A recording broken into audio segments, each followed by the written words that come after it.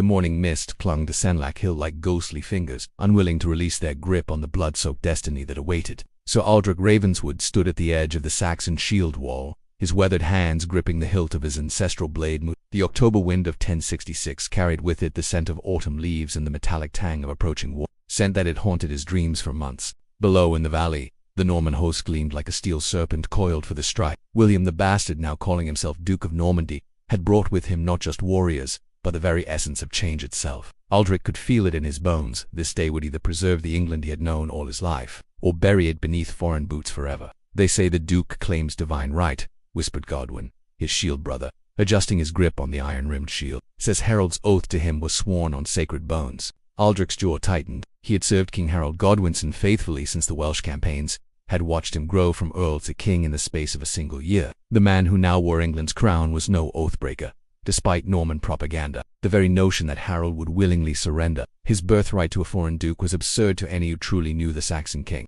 According to historical accounts documented by medieval scholars, the Battle of Hastings was indeed fought on October 14, 1066, and represented one of the most decisive moments in English history. The Norman forces, comprising infantry, archers, and cavalry, faced a Saxon army positioned on Senlac Hill near Hastings. The sun climbed higher, burning away the mist to reveal the true magnitude of William's army. Aldric counted banners from across the Norman realm, and from Brittany, Flanders, and France had answered the Duke's call. They came not just for conquest but for the promise of English lands and English gold. The sight should have filled him with dread, but instead, it ignited something deeper, the fury of a man defending his homeland against foreign invasion. King Harold himself moved along the Saxon line, his voice carrying across the ranks like thunder. "Today we stand not just as Saxons, but as the sons of this soil. Behind us lie our homes, our families, our very way of life. Before us march those who would take it all away. Let them come. Let them break upon our shields like waves upon the cliffs of Dover." The roar that erupted from Saxon throats seemed to shake the very earth. Aldric felt the ancient songs of his people surge through his veins, the same songs that had echoed across these lands when the Romans came, when the Vikings raided, when each generation of invaders learned that England's children would not yield. His thoughts turned to Alara, his wife, safe in their village of Thornwick. She had pressed a small wooden cross into his palm the night before he marched south, her eyes bright with unshed tears. "Come back to me," she had whispered. "But if you cannot, then make them pay dearly for what they take." The cross now rested against his heart, a reminder of what he fought to preserve. As the morning aged into day, the two armies faced each other across the valley like ancient titans preparing for their final battle. The Norman war horns sounded their alien song, answered by the deep-throated roar of Saxon war cries. History itself seemed to hold its breath, waiting to see which vision of the future would triumph. Aldric closed his eyes for a moment, feeling the weight of his ancestors' spirits gathering around him. His grandfather had fought at Stamford Bridge alongside Harold Hardrada. His father had defended London against Viking raiders. Now it fell to him to stand in the shield wall, to be the link between past and future, between the England that was and the England that might yet be. The Norman cavalry began to move, their horses' hooves drumming against the earth like distant thunder. Aldric opened his eyes and raised Moonshide high, its blade catching the morning light. Whatever came next, he would meet it with steel in his hand and fire in his heart. The first Norman charge struck the Saxon shield wall like a thunderbolt hurled by an angry god. Aldric braced himself behind his limewood shield, feeling the tremendous impact as Norman lances shattered against Saxon iron. The sound was deafening, a cacophony of splintering wood, ringing steel, and the screams of men and horses locked in mortal combat. "Hold the line," King Harold's voice boomed across the battlefield, even as Norman arrows darkened the sky above them. The Saxon response was immediate and devastating. Wielding their great two-handed axes, Harold's housecarls cleaved through Norman cavalry like farmers harvesting wheat. Aldric watched in savage satisfaction as a Norman knight, resplendent in his mail hauberk, tumbled from his dying destrier, only to be crushed beneath Saxon boots. The battle raged with a fury that seemed to tear the very fabric of the world. Aldric found himself locked in single combat with a Norman warrior whose shield bore the 3 lions of the Duke himself. The man fought with the desperate courage of one who had crossed the sea for glory, while Aldric fought with the implacable determination of one defending his homeland. Moonshot sang its ancient song as it met Norman steel, sparks flying like stars in the morning air. The Norman warrior was skilled, but Aldric had learned his craft in the brutal warfare of the Welsh march, where survival demanded more than courtly swordplay. He feinted left, then drove his blade deep into the gap between mail and helm. The Norman fell without a sound, his lifeblood seeping into English soil. As the morning wore on, the pattern of battle became clear. The Normans would charge, break against the Saxon shield wall, then withdraw to reform. Each assault was met with the same granite determination, the same roar of defiance. but Aldrich could see the toll it was taking. Good men were falling, and the Saxon line was growing thinner with each passing hour. The psychological warfare was perhaps more devastating than the physical. The Normans had brought with them not just weapons, but a different vision of what England could become. They spoke of stone castles, of feudal obligations, of a new order that would sweep away the old Saxon customs. Too many in the Saxon ranks. This was not just a battle for a crown, but a battle for the very soul of England. During a brief lull in the fighting, as both armies caught their breath, Aldrich found himself standing beside Leofric, an old companion from the Welsh campaigns. The man's shield was hacked to pieces, his mail rent in a dozen places, but his eyes still burned with undiminished fury. "Do you think we can hold them?" Leofric asked, binding a wound on his sword arm with strips torn from his tunic. Aldrich looked out at the Norman host, still thousands strong despite their losses. "We have to," he replied simply. "What choice do we have?" As if summoned by his words, a new sound rose from the Norman ranks, the deep, resonant chanting of their priests. They had brought God to war with them, claiming divine sanction for their conquest. The sound made Aldrich's blood run cold, not from fear, but from rage. How dare they invoke the Almighty's name while bringing fire and sword to innocent lands? The afternoon sun climbed higher, and with it came the most devastating Norman assault yet. This time William had coordinated his attack with brutal efficiency. Archers sent volleys of arrows into the Saxon ranks, forcing them to raise their shields. In that moment of vulnerability, the Norman cavalry struck with thunderous force. Aldrich felt the line begin to buckle around him. Men were falling faster than they could be replaced, and gaps were appearing in the once impregnable shield wall. He saw King Harold himself,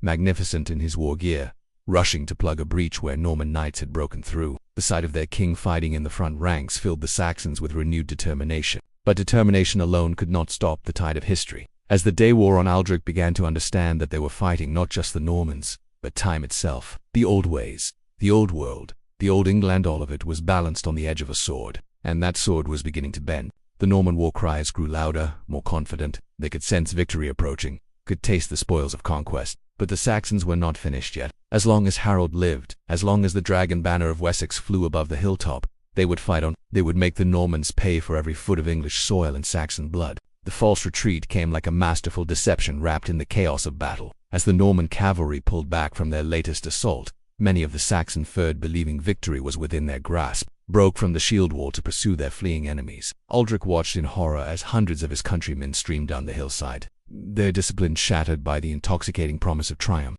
"Hold the line," he roared, but his voice was lost in the din of pursuit. The younger warriors, those who had never faced the calculated brutality of continental warfare, had fallen for William's trap completely. They ran, laughing down the slope, axes and spears raised high, chasing what they believed were beaten foes. The Norman cavalry wheeled with practiced precision, their retreat transforming into a devastating countercharge. Aldrich could only watch as his pursuing countrymen were cut down like wheat before the sun. The Norman knights, fresh horses beneath them, showed no mercy to the scattered Saxon infantry. The hillside became a charnel house, littered with the bodies of men who had moments before been dreaming of victory. The bastards played us false.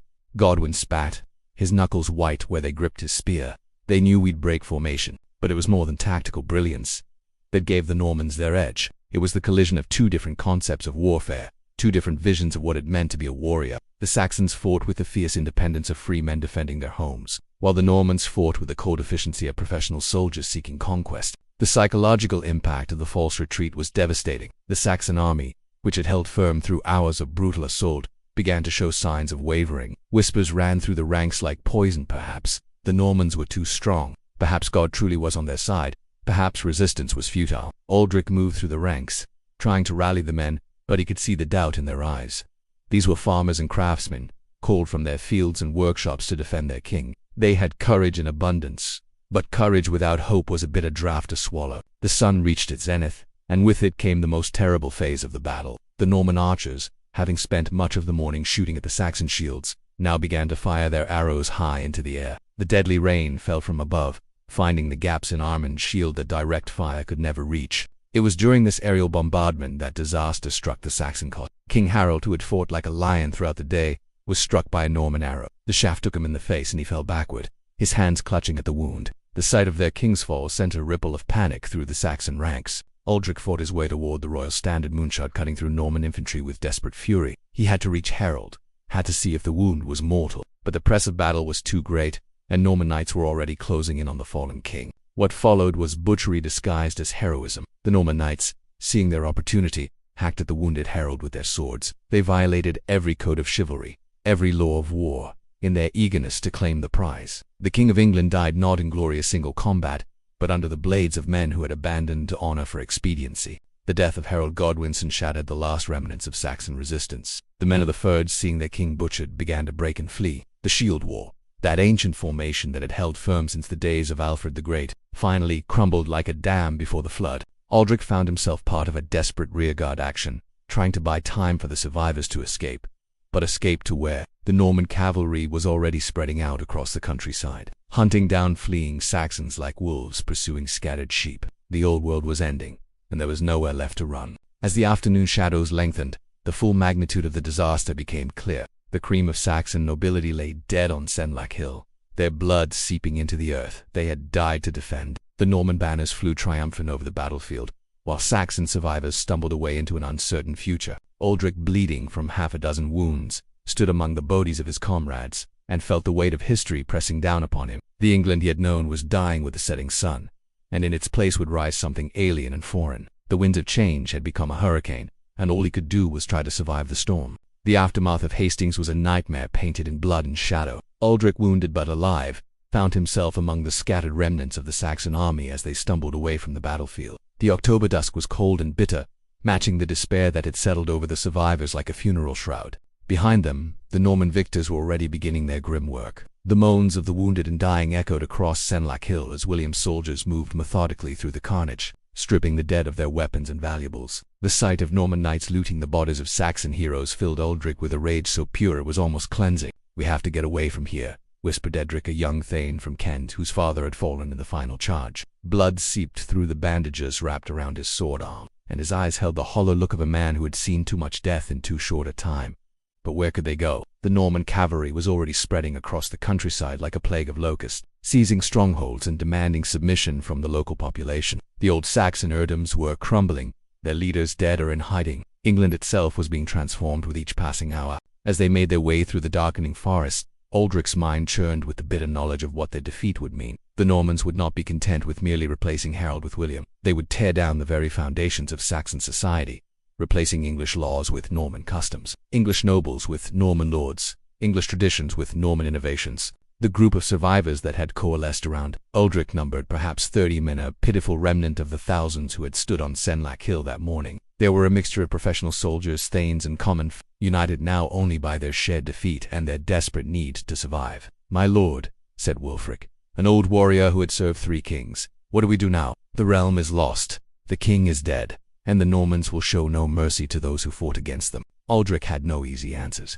The weight of leadership had fallen upon him not through any formal appointment, but through the simple fact that others looked to him for guidance in this dark hour. He thought of Alara waiting for him in Thornwick, and wondered if she was still alive. The Normans had a reputation for dealing harshly with those who resisted their rule. As they pressed deeper into the forest, they encountered other groups of survivors, Saxon nobles, clergy, and common folk, all fleeing the Norman advance. The stories they told were uniformly grim. William was not content to simply claim the throne. He was systematically destroying any possibility of Saxon resistance. The most chilling tale came from a monk named Brother Aldwin who had witnessed the Norman treatment of Winchester. "They spare no one who shows the slightest sign of defiance," he said, his voice shaking with remembered horror. "They burn villages, slaughter livestock, and leave the land barren. This is not conquest, this is annihilation." The psychological impact of total defeat was perhaps more devastating than the physical wounds. These men had believed in the righteousness of their cause, had trusted in the strength of their shield wall, had faith in their king's ability to defend the realm. Now all of that was dust, and they were left to grapple with the crushing reality of their failure. As the night deepened, they made camp in a hidden dell, posting guards but knowing that their safety was illusory at best. Around the small fire, the survivors shared their meager rations and tried to make sense of the catastrophe that had befallen them. "Perhaps we should make peace with the Duke," suggested Edgar, a young thane whose lands were already under Norman control. "What point is there in continued resistance? We've lost everything." The words hung in the air like a challenge. Aldrich could see the faces of his companions, lit by the flickering firelight, and read the conflicting emotions there. Some nodded in weary agreement, while others looked ready to draw their swords at the mere suggestion of submission. Wulfric spat into the fire, causing it to hiss and spark. "What peace can there be with men who butcher wounded kings and burn villages for sport? The only peace the Normans offer is the peace of the grave." But even as Wulfric spoke, Aldrich could see the truth in Edgar's words. They were outlaws now, hunted fugitives in their own land. The Norman grip was tightening with each passing day, and resistance would only bring more suffering to the innocent. The old world was gone, and they had to decide whether to die with it or try to build something new from its ashes. The question that haunted them all was whether anything worth preserving could survive the Norman conquest. Would the English language disappear beneath a flood of Norman French? Would the old customs be forgotten? Would future generations even remember that there had once been a Saxon England? As the fire died down to embers, Aldrich made his decision. He would not surrender, but neither would he waste lives in futile gestures of defiance. Instead, he would do something far more dangerous. He would try to preserve the memory of what had been lost. 3 months after Hastings, Aldrich had become a ghost haunting the forests of his homeland. The Norman iron grip had tightened around England like a mailed fist, but there were still those who refused to submit. Hidden in the depths of the ancient woodlands, a network of resistance had begun to form, not the grand shield walls of open battle, but the quiet, deadly work of shadows and whispers. The village of Thornwick had been burned to the ground by Norman raiders, but Alara had escaped with a group of refugees who now lived in a concealed camp deep in the Weald. When Aldrich finally found her, their reunion was bittersweet joy tempered by the knowledge that their old life was gone forever, replaced by the harsh reality of survival in occupied territory. They came at dawn, Alara told him, her voice steady despite the pain in her eyes. Sir Godfrey de Montfort and his men. They demanded tribute and submission, and when old Aldered refused, they put the village to the torch. We saved who we could, but she didn't need to finish. The unspoken names of the dead hung between them like a funeral shroud. The Norman system of control was as efficient as it was brutal. They had established a network of Matanbailey castles across the countryside, each one a fortress from which mounted knights could dominate the surrounding area. The English peasantry was being systematically reduced to their ancient freedoms replaced by Norman feudal obligations. But resistance took many forms. Brother Aldwin had established a secret scriptorium where Saxon monks copied and preserved English texts, hiding them from Norman books. Wulfric led a band of guerrilla fighters who struck at Norman supply trains and isolated outposts, and Aldrich himself had become something more dangerous than a warrior. He had become a keeper of memory. The network of hidden camps and safe houses stretched across southern England like a spider's web, invisible to Norman eyes but vital to Saxon survival. Messages passed through this underground network with remarkable speed, carrying news of Norman movements, warnings of impending raids, and plans for coordinated resistance. One such message brought news that chilled Aldrich to the bone. William had ordered the construction of a great tower in London, a stone monument to Norman power that would dominate the city forever. More than that, he was importing Norman nobles to replace the Saxon aristocracy entirely. The transformation of England was not just political, it was cultural, designed to erase the Saxon people from history. They mean to make us strangers in our own land, Godwin said bitterly as they crouched around a small fire in their forest hideout. Our children will grow up speaking Norman French, following Norman customs, knowing nothing of their Saxon heritage.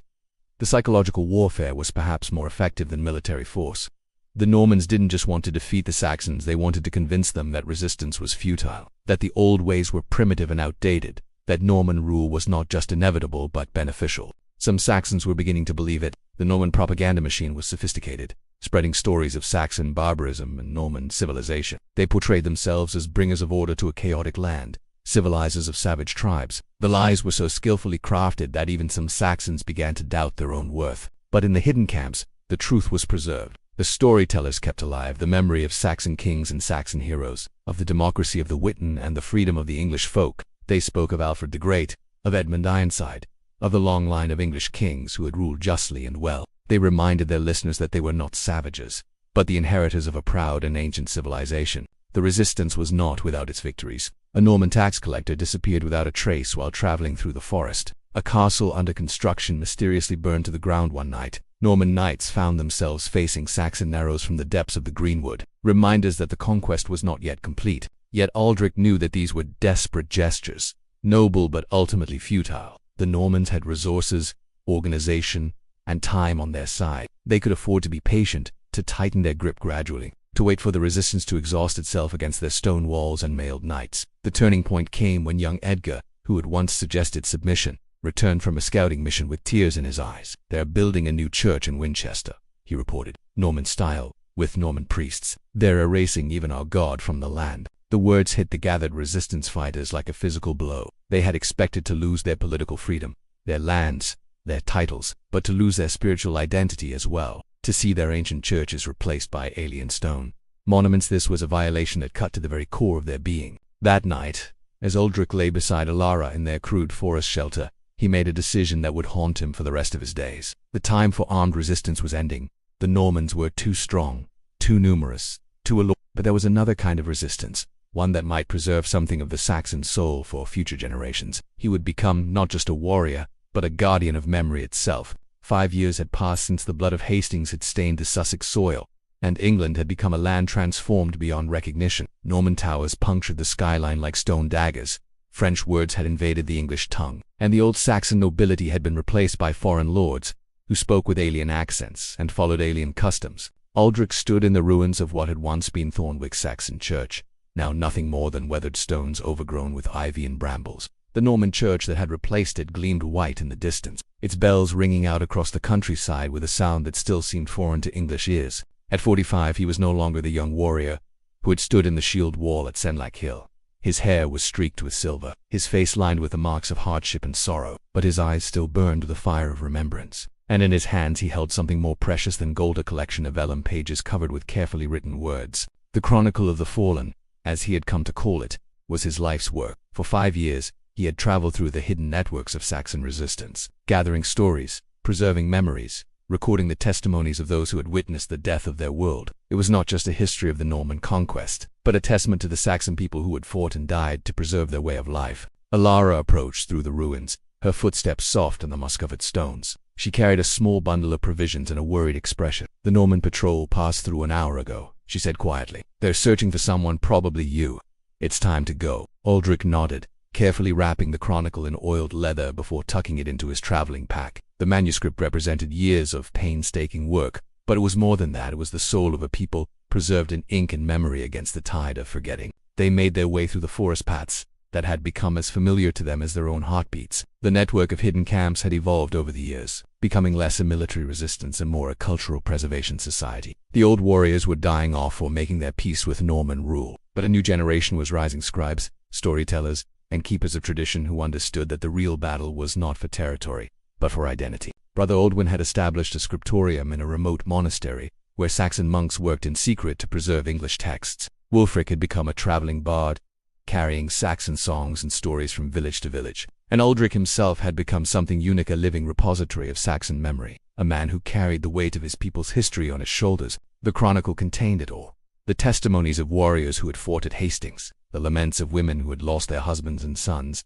the memories of children who had watched their world burn. It recorded the names of Saxon heroes who would otherwise be forgotten, the details of customs that would otherwise vanish, the truth about a people who had fought bravely against overwhelming odds.